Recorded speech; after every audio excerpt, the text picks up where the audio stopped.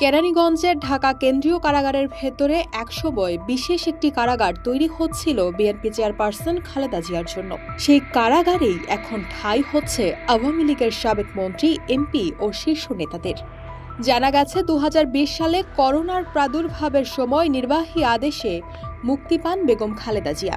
এরপর সময় বাড়ানো হয় একাধিক দফায়। আর ২০২৪ সালে ছাত্র জনতার অভ্যুত্থানে আওয়ামী লীগ সরকারের পতনের পর রাজনৈতিক প্রেক্ষাপটের আমূল পরিবর্তন ঘটে। সরকার পতনের পর মামলা থেকে একে একে খালাস পান খালেদা জিয়া, ফলে তাকে আর ওই বিশেষ কারাগারে পাঠানোর প্রয়োজন পড়েনি।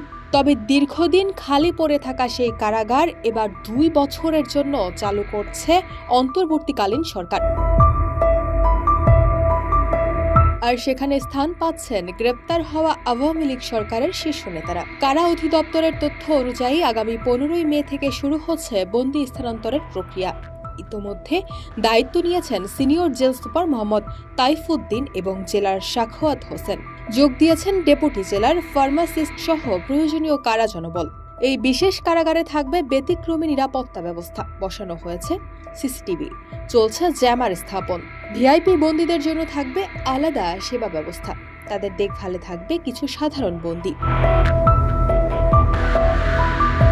জানা গেছে, দেশজুড়ে গ্রেপ্তার হওয়া প্রভাবশালী রাজনীতিকদের সংখ্যা ১৪৬ জন, যাদের মধ্যে আছেন সাবেক প্রধানমন্ত্রী শেখ হাসিনার উপদেষ্টা সালমান এফ রহমান, সাবেক আইনমন্ত্রী আনিসুল হক, মন্ত্রী শাহজাহান খান, রাশেদ খান মেনন, হাসানুল হক ইনু, জুনায়েদ আহমেদ পলক, সাধন চন্দ্র মজুমদার, আরিফ খান জয়সহ আরও অনেকে। একসময় যে কারাগার বানানো হয়েছিল বিএনপির নেত্রী খালেদা জিয়ার জন্য, সেখানেই এখন বন্দী থাকবেন একসময়ের ক্ষমতাধর আওয়ামী লীগের নেতারা। ইতিহাস যেন নিজেই নিজের পুনরাবৃত্তি ঘটাচ্ছে।